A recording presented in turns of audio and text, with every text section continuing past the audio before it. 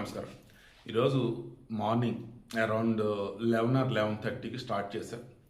ఇందాక 7 వరకు కంటిన్యూగా మధ్యలో కాల్స్, అక్కడికి వెళ్ళేవా, అక్కడేమో తెలుసుకున్నావా, లైక్ ఇలా విజయశాంతి రెడ్డి ఫ్యామిలీకి సంబంధించి మొత్తం నాకు తెలిసిన టీము, నాకు తెలిసిన జర్నలిస్టులతో ఒక రకమైన స్టింగ్ ఆపరేషన్ టైపే నిర్వహించాను.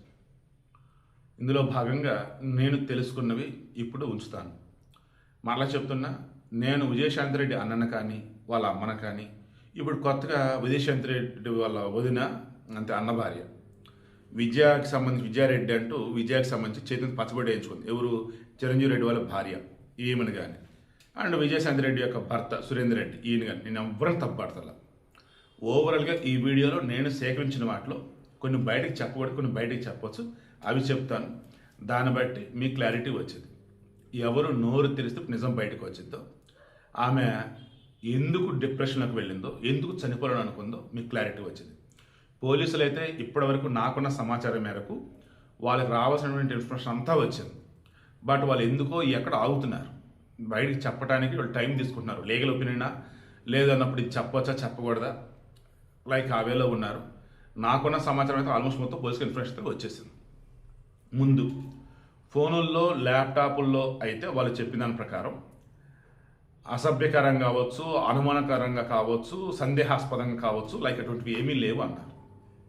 బట్ నాకున్న సమాచారం మేరకు బ్యాంకింగ్ లావాదేవీలకు సంబంధించి మల్టిపుల్ ట్రాన్సాక్షన్స్ ఉన్నాయి. అక్కడ ఒక డౌట్ రేజ్ అవ్వచ్చు. ఆ రకంగా పోలీసులు ఆల్రెడీ ఇన్వెస్టిగేషన్ చేస్తుంటారు. స్టిల్ ఇంకా కనుక చేస్తుంటే సంతోషం, ఎందుకంటే దానివల్ల ఒక నిజం తెలిసే అవకాశం అనేది ఉంటుంది. ఎందుకంటే ఫైనాన్షియల్ వేలో ఈమె ఎవరెవరైనా ఇబ్బంది పడి ఉండొచ్చు, అది ఒకటి తెలియాలి. నెంబర్ 2, కాలేజీ దగ్గరికి వెళ్ళి పిల్లల్ని అడగమని చెప్పా కదా, పిల్లలకి తెలుసు, ఆ అమ్మాయి ఫ్రెండ్స్కి తెలుసు, ఆ అబ్బాయి ఫ్రెండ్స్కి అందరికీ తెలియదు. అమ్మాయి పెద్ద అమ్మాయి, ఈ అమ్మాయి ఫ్రెండ్స్ తెలుసు అన్న కదా, వాళ్ళు బయటికి ఏది చెప్పట్లా, వాళ్ళ పేరెంట్స్కి చెప్పారు మనకు తెలియదు. బట్ పిల్లల్ని ఎవరిగా ఏది చెప్పొద్దన్నారు. పోలీసులు వచ్చేసి అసలు బయట మీడియాకి ఇంటర్వ్యూలు ఇవ్వద్దన్నారు కాలేజీ వాళ్ళని. దెన్ పిల్లలు కానీ కాలేజీ వాళ్ళు కానీ ఖచ్చితంగా పోలీసుకి ఏదో సమాచారం ఇచ్చారు, అంటే అక్కడ కూడా పోలీసులకు సమాచారం వచ్చేసింది.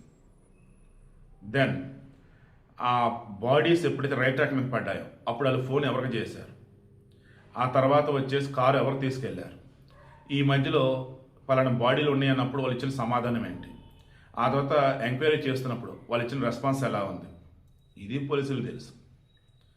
మీడియాలో ఉన్నటువంటి కొంతమంది వాంటెడ్గా చిరంజీవి రెడ్డిని టార్గెట్ చేస్తే ఆయన వచ్చేసి నన్ను టార్గెట్ చేస్తున్నారంటూ మా చెల్లి మేనపడులు మేనల్లుడు చనిపోయిన బాధలో ఉంటే ఇప్పటికే నాకు వందల కొద్ది వేల కొద్ది ఫోన్లు మెసేజ్లు వస్తూ వాడి సమాధానం చెప్పిన అలలాడుతుంటే పిచ్చి పిచ్చి తమ్నైల్స్ పెట్టి టైటిల్స్ పెట్టి ఈ రకంగా నన్ను బ్లేమ్ చేస్తానని చెప్పేసి ఆయన అన్నాడు. ఆయన అలా అన్నాడు అన్నప్పుడు ఆ రకంగా అక్కడ ఉండబట్టి అన్నాడు అనుకుందాం. మరి వాళ్ళు ఎందుకు అలా చేశారు?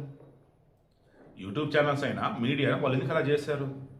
ఎందుకంటే వారందరికి వస్తున్న అనుమానం ఏంటి, వారు సేకరించిన దాని ప్రకారం చెప్తున్నది ఏంటి, నేను సేకరించిన దాని ప్రకారం చెబుతున్నది ఏంటి, పెళ్ళికి ముందు అన్నా చెల్లెలు అన్యోన్యంగా ఉన్నారు, పెళ్లి తర్వాత అలాగే ఉన్నారు. కానీ గత కొద్ది నెలలుగా కొద్ది సంవత్సరాలుగా ఫైనాన్షియల్ డిస్టర్బెన్స్ కూడా ఏదో ఉందని తెలుస్తుంది. ఆస్తులలో అత్యధికం వచ్చేసి విజయశాంతి రెడ్డి సైడే ఉన్నాయి. ఇప్పుడు కడుతున్న ఇల్లు కూడా ఏదైతే ఉందో లోను విజయశాంతి రెడ్డి, కడుతున్నది వీళ్ళే దగ్గరుండి, బట్ చూసుకుంటుంది వచ్చి చిరంజీవి రెడ్డి. అప్పుడు వాళ్ళ అమ్మ పుష్పకళ వెళ్తుండేవాళ్ళు. పుష్పకళ ఆమె వచ్చేసి మీ ఇల్లు అమ్మేస్తామనేది. విజయశాంతి రెడ్డి మాత్రం ఇంట్లో మేము ఉండడానికి వస్తున్నామని అంటున్నారు. ఏంటి ఇక్కడ?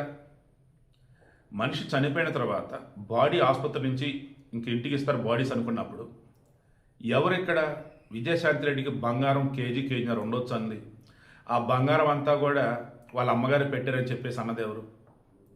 విజయశాంతి రెడ్డి మరణించిన తర్వాత ఆమె బ్రతుకున్నప్పుడు అసలు ఆర్డర్ మీద ఆర్డర్లు పెడుతూ ఉండేది. నెలకి ఈజీగా ₹1,00,000 దాదాపు షాపింగ్కి వచ్చేదని చెప్పేసి అసూయతో ఉన్నది ఎవరు? ఒకప్పుడు ఎంతో ప్రేమగా ఉన్నటువంటి వాళ్ళు రీసెంట్ టైమ్స్లో ఒక తెలిసి తెలియని అసూయో, డబ్బులు దుబారా ఖర్చు పెడుతుందని చెప్పేసి కోపమో బాధో అది ఉన్నది ఎవరికి? ఓవరాల్ మొత్తం ఎపిసోడ్లో ఆమె చనిపోవటానికి కారణం అన్నప్పుడు క్లియర్గా అయిన వాళ్ళ దగ్గర నుంచా, సొంత వాళ్ళ దగ్గర నుంచా, స్నేహితుల దగ్గర నుంచా అన్నప్పుడు కొలీగ్స్ దగ్గర నుంచి ఎక్కడ ఏది నెగిటివ్ కనపడుతున్నారు.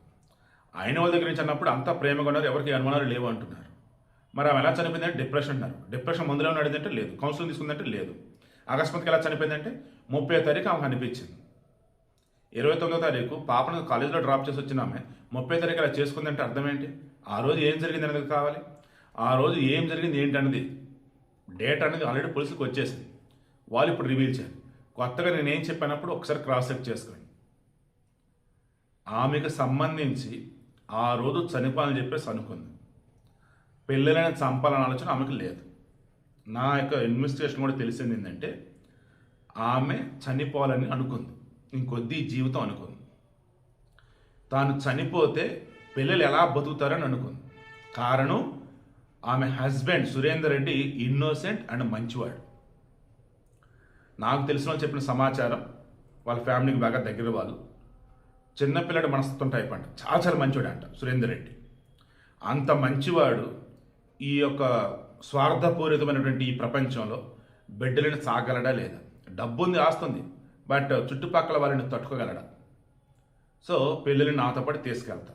పిల్లలని మొత్తానికి ఎలాగో ఒప్పించేసింది. మనం నిన్న మొన్న మాట్లాడుకున్న దానిలో అందరు కోపం ఏంటి? పిల్లల్ని ఎలా చంపింది, పిల్లలు చివరి టైంలో సరే బయటపడేవాళ్ళు కదా, అదని దాన్ని మొత్తానికి ఎలాగో పిల్లల్ని ఒప్పించింది. కేవలం ఆమె మాత్రమే చనిపోయాలని అనుకుంది. తాను చనిపోతే పిల్లలు ఎలా అనుకుంది, అప్పటికి పిల్లల్ని కూడా తీసుకెళ్ళింది. ఆమె మాత్రమే చనిపోయాలని అనుకుంది. మరలా చెప్తాను, ఆమె మాత్రం చనిపోయాలని అనుకుంది. ఇక వద్ది జీవితం అనుకుంది. అంతగా ఆమెని వేధించింది ఏంటి? ఆమె పేరుని పచ్చబొట్టుగా వేయించుకున్న వదిన అంతే ప్రేమ ఇప్పుడు ఉందా లేదా? అండ్ కొడుకు కోసం ఆలోచిస్తున్న తల్లి కూతురు గురించి ఆలోచించలేదా? ఒకవేళ ఆలోచిస్తూ ఉన్నా ఆ విషయం విజయశాంతి రెడ్డికి అర్థం కాలేదా? అన్న చిరంజీవి మేనలుడు మేనకోడల బాధ్యత తనదే అని చెప్పేసి కాలేజీలో కూడా అవుటింగ్ వాళ్ళని పంపాలంటే నా పర్మిషన్ తీసుకోలేని చెప్పున్నాడు. అంత జాగ్రత్తగా పిల్లల పట్ల ఉన్నాడు. క్రాస్ చెక్ చేసినప్పుడు తెలిసింది ఏంటంటే పిల్లలకి వాళ్ళ మామయ్య అంటే ప్రేమ కన్నా భయం ఎక్కువ అంట. ఓన్లీ వాళ్ళ అమ్మంటేనే ప్రేమ. వాళ్ళ నాన్న ఆల్రెడీ చెప్పాడు, వాళ్ళ అమ్మంటే ప్రేమ, వాళ్ళ అమ్మంటే ప్రాణం. వాళ్ళ అమ్మ చెప్తే ఏదైనా సరే చేస్తారు. ఇక్కడ విజయశాంతి రెడ్డి సంబంధించి వాళ్ళ ఫ్యామిలీ చూసుకుంటున్నప్పుడు తనదే పైచే అన్నట్టుగా తను ఉండిద్దట. అండ్ సెల్ఫ్ రెస్పెక్ట్ ఎక్కువ అంట. ఆస్తులు కూడా ఆల్మోస్ట్ తన పేరు మీద ఎక్కువ ఉన్నాయట. ఈవేళ చిరంజీవి రెడ్డి వచ్చేసి ఎక్కడ జెలస్ ఫీల్ అయ్యాడా, లేదు ఎక్కడ ఆస్తులు షేర్ అడిగాడా, లేదు మొత్తం నీదేంటి బాధ్యత అని చెప్పేసి ఇప్పుడు ఏదైనా అన్నాడా, అక్క అని చెప్పేసి చెల్లి అని చెప్పేసి ప్రేమగా అన్నా, అధికారం ఉంది కదా అని చెప్పేసి అతను అన్నా, దానికి ఆమె హట్ అయిందా? ఇలా చాలా ఉన్నాయి. ఓవరాల్ మొత్తం ఎపిసోడ్లో ఆ బ్యాంకింగ్ ట్రాన్సాక్షన్స్ ఏవైతే ఉన్నాయో అది కొంచెం తేడాగా ఉందని చెప్పి కొంతమంది ద్వారా తెలిసింది. పోలీసులు నిజంగా ఆల్రెడీ చేసుకుంటారు, వాళ్ళైతే ఏమీ లేదు తేడాగా అంటున్నారు. బట్ ఈ ట్రాన్సాక్షన్స్ ఎక్కువ ఆర్డర్లు రావటం ఫైనాన్షియల్గా అన్నప్పుడు అది ఒకటి వినిపిస్తుంది. రిమైనింగ్ అన్నప్పుడు కేసు నేను ఎక్కడ కూడా డిస్టర్బ్ చేయకూడదు కాబట్టి పోలీసెస్ వివరాలు ఏవైతే ఉన్నాయో వాళ్ళే క్రాస్ చెక్ చేసుకొని ఫిల్టర్ చేసుకొని సమాజానికి మాత్రం ఒకటైతే చెప్పండి, ఆమె డిప్రెషన్కి ఎందుకు గురైంది? పిల్లలని చంపింది, నేను లేకపోతే పిల్లలు కూడా బతకలేరు, ఇబ్బంది పడతారు అని చెప్పేసి ఆమె చంపింది, అది రాసి పెట్టింది, అది అర్థమవుతుంది. ఆమె డిప్రెషన్ గురయ్యేంతగా ఏం జరిగింది? నేను ఎవరిని తప్పబడతా. ఆమె డిప్రెషన్ గురయ్యేంతగా అసలు ఆ రోజు ఏం జరిగింది? ఇది ఒక్కటి మాత్రం చెప్పండి. మనిషి ఎటు చనిపోయింది, పిల్లలు కూడా తనతో పాటు తీసుకెళ్ళిపోయింది. ఉన్న ఆస్తి, బంగారం, డబ్బు ఇవన్నీ ఇంక ఎవరికి చెందుతాయి? భర్తగా, వాళ్ళ పుట్టింటి వాళ్ళకా? భర్త అసలు అవి తీసుకుంటాడా? నా భార్య పిల్లలు లేరు, నాకెందుకు ఇవన్నీ మీరు తీసుకొని చెప్పేసి వాళ్ళ పుట్టింటికి అప్ప చెప్తాడా? అవన్నీ వాళ్ళు చూసుకుంటారు. నేను అడుగుతుంది, సమాజం అడుగుతుంది ఒకే ఒకటి, అంత స్ట్రాంగ్గా ఉన్న పర్సన్ సడన్గా డిప్రెషన్కి వెళ్ళాల్సినంత ఇదేంటి? 30వ తారీఖు ఏం జరిగింది? 30వ తారీఖు ముందు ఏం జరిగింది? తాను లేకపోతే ఇక పిల్లలను బతకలేరు అన్నట్టుగా ఆమె అసలు ఎందుకు డిసైడ్ అయింది? అంతగా ఆమెను వేధించింది ఏంటిది? దయచేసి ఇది మాత్రం బయటికి చెప్పండి. మీ విచారణ తేలే ఉంటుంది. మేబీ ఇంకా 1 or 2 డేస్లోనే తేలవచ్చు. ఇది ఒక్కటి చెప్పండి చాలు. ఎవరిని అరెస్ట్ చేయమని అడగట్లా, ఎవరిని జైలేమని అనట్లా, వాళ్ళ వల్ల చనిపోయింది, వీళ్ళ వల్ల చనిపోయింది అనట్లా. ఆమె డిప్రెషన్ కారణం ఏంటి? ఆమెకు ఆమె ఇన్సెక్యూరిటీ ఫీల్ అయిందా? ఆమెకు ఆమె ఇన్ఫీరియారిటీ ఫీల్ అయిందా? ఇన్ఫీరియారిటీ ఫీల్ అయిందో అక్కడ ఏమీ లేదు. మాట ఆమెను ఏదో బాధించింది.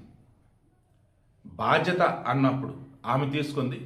అవతల ఉన్నటువంటి వాళ్ళు కూడా ఆ బాధ్యతలో మాకు కూడా బాగలేదు అన్నట్టున్నారు, లేదన్నప్పుడు ఇది మాదే అన్నారు, అన్నీ బయటపడాలి.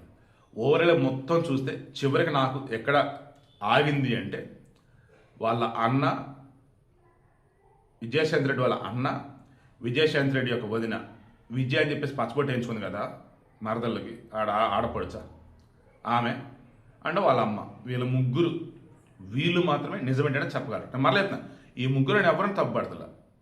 ఈ ముగ్గురులో ఎవరో ఒకళ్ళ ఈమెను చంపారు కూడా అనట్ల.